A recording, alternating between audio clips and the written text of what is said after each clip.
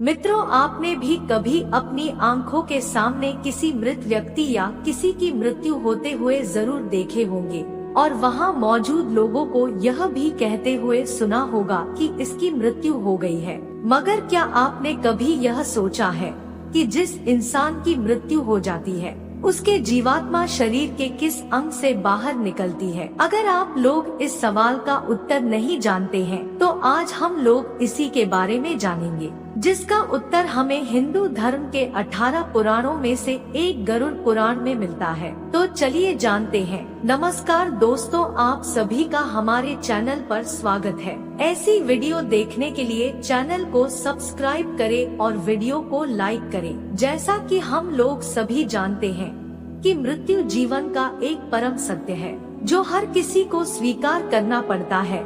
जो व्यक्ति इस सच को स्वीकार कर लेते हैं वह मृत्यु के भय से मुक्त हो जाते हैं। गरुड़ पुराण के 9वें अध्याय में वर्णित कथा के अनुसार मनुष्य के मुख, दोनों नेत्र, दोनों नाक के छिद्र, दोनों कान, यह 7 द्वारों के छिद्र ऐसे बताए गए हैं जिनमें पुण्य आत्माओं के प्राण निकलते हैं। इसके अलावा अगर आपने ध्यान दिया हो तो मरते हुए व्यक्ति के सबसे पहले पैर ठंडे होते हैं, उसके बाद घुटने के नीचे का हिस्सा।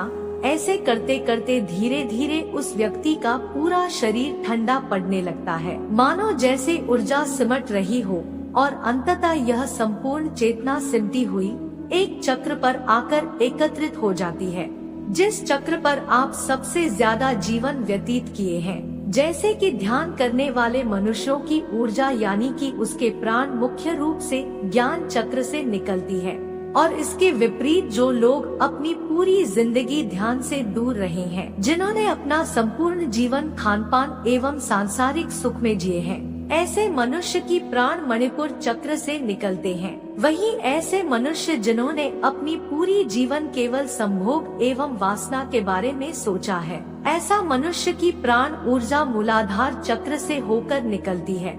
इसी के साथ जिन मनुष्य का जीवन ज्ञान एवं विकास को अर्जित करने में बिता हो, ऐसे मनुष्यों की ऊर्जा गला चक्र एवं विशुद्ध चक्र से होकर निकलता है। ऐसे ही जो मनुष्य अपने अंतिम समय में अपने गुरु या इष्ट देव को याद करते हुए प्राण त्यागते हैं, उनकी ऊर्जा आंखों से निकलती है, और अंत में वह मनुष्य आते हैं जिनकी ऊर्जा सहस्त्रार चक्र से होकर निकलती है।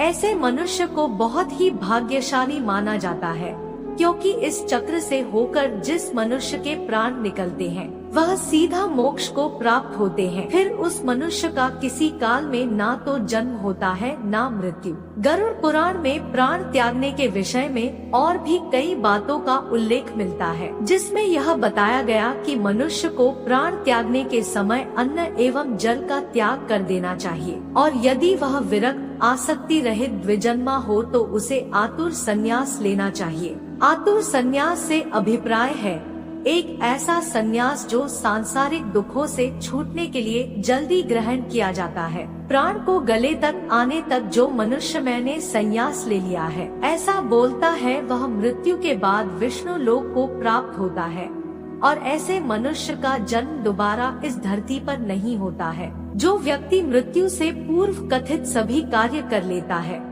मृत्यु के समय ऐसे व्यक्ति के प्राण ऊपर के छिद्र से निकलता है। साथ ही योगियों के संदर्भ में गरुड़ पुराण में बताया गया है, योगियों के प्राण तालुरंध्र से निकलते हैं। मानव शरीर 5 भूतों से मिलकर बना हुआ है, जो इस प्रकार है: धरती, आकाश, अग्नि, वायु, जल।